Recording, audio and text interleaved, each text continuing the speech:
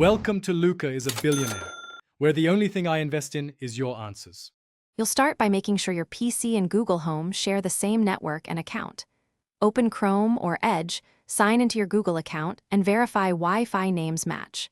Once done, enable any Bluetooth or casting permissions on your PC. This lets the two devices discover each other.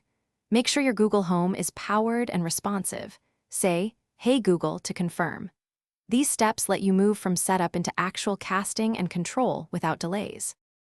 Now you'll cast audio or control functions from your PC.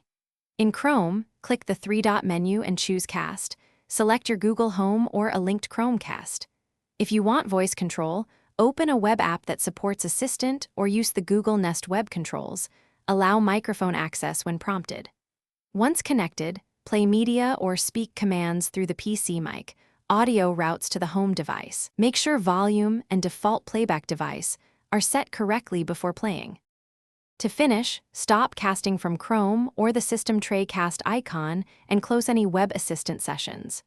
Use the Google Home app on your phone to set default speaker and media preferences so future sessions are seamless.